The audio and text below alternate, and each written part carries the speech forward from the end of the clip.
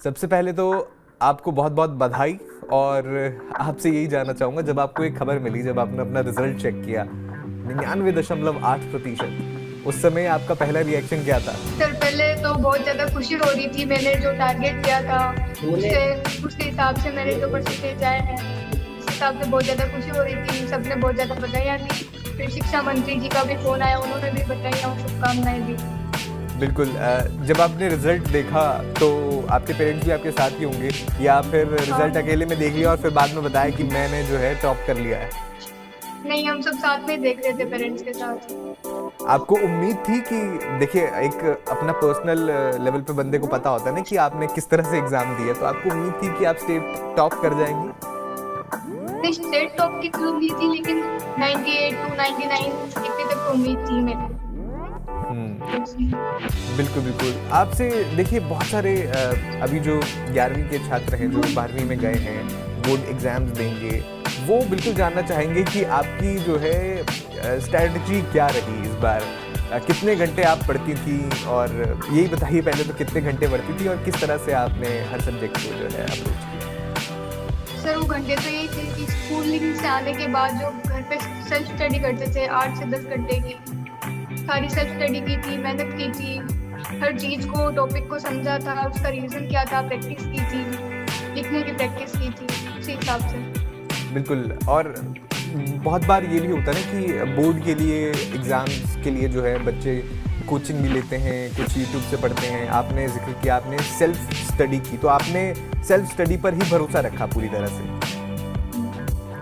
ठीक है, तो आपके मुताबिक आपका सबसे मजबूत सब्जेक्ट कौन सा था, और वो कौन सा सब्जेक्ट था जिसने आपको 100% लाने से रोक दिया? सब्जेक्ट मतलब इंग्लिश में मेरे 99 आए थे, बाकी सब में 100 ही थे। मतलब इंग्लिश। और सब्जेक्ट पसंद आए तो है। जी। पसंदीदा सब्जेक्ट आपका कौन सा रहा? लेकिन रिजल्ट देख के तो ऐसा सब्जेक्ट लगता है कि सब में सारे पसंदीदा थे, लेकिन फिर भी पर्सनल चॉइस आपकी क्या थी? जिस टाइम जो चीज पढ़ते हैं वो इंटरेस्ट लगा के पढ़ते हैं तो सारे सब्जेक्ट इजी ही लगते हैं, ऐसा कोई हार्ड की बात नहीं है।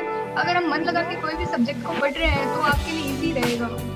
और मैं अपने पर्सनली जी। देखूँ तो मेरे को मैथ्स और फिजिक्स और केमिस्ट्री तो तीनों अच्छे लगते थे, तभी मैंने ये चूज किया था।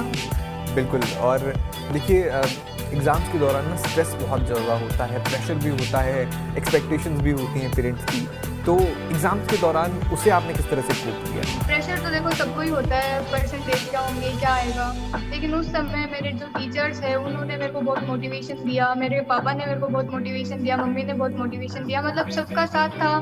किसी ने भी ऐसे स्ट्रेस फील होने नहीं दिया। सबने बस क्या, आप बस पढ़ो, आपके और कोई काम नहीं है, बस आपको जो सही लगता है वो करो।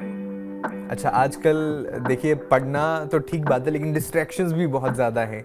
Social media, mobile. आप सोशल मीडिया का इस्तेमाल करती थी या कम कर दिया था बिल्कुल भी? सोशल मीडिया का मतलब इस्तेमाल करते थे, लेकिन वो बहुत ज्यादा एकदम लिमिट में। जब थोड़ा सा इंटरटेनमेंट चाहिए होता है, वो तो सबको ही चाहिए होता है, तो बस उसी के लिए थोड़ा सा, और बाकी पढ़ाई के लिए यूज करते थे मोबाइल। अच्छा, तो रिलैक्सेशन के लिए आप अपने फ़ोन का इस्तेमाल करते थे, इंटरनेट का इस्तेमाल करते थे, और साथ साथ में पढ़ने के लिए भी उसका इस्तेमाल करते थे। मतलब बहुत ज्यादा कम ऐसे था कि मैं इंटरनेट से थोड़ा रिलैक्स ले लेती, वरना यहाँ पे बाहर घूमना फिरना, बहनों के साथ, पेरेंट्स के साथ टाइम बिताना।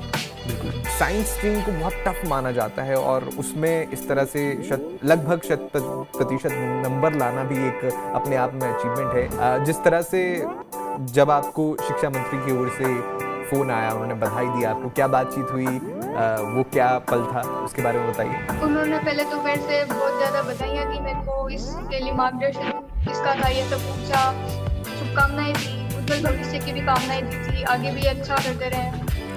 बिल्कुल। और जो अगले साल या जो अभी एग्ज़ाम देंगे 12वीं का, बोर्ड का, उनको आप किस तरह से क्या सलाह देने वाली हैं? आपकी एडवाइस क्या होगी उनके लिए? उनके लिए एडवाइस यही है, आप अपने हिसाब से अपना बेस्ट दो, अपना 100% देके बस मेहनत करते जाओ, फल अपने आप मिल जाएगा लास्ट में आपको।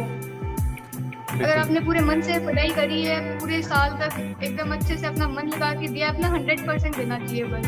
बाकी रिजल्ट तो आपके हाथ में है नहीं, वो तो खुद आ जाएगा अगर आपने मेहनत अच्छी की है तो।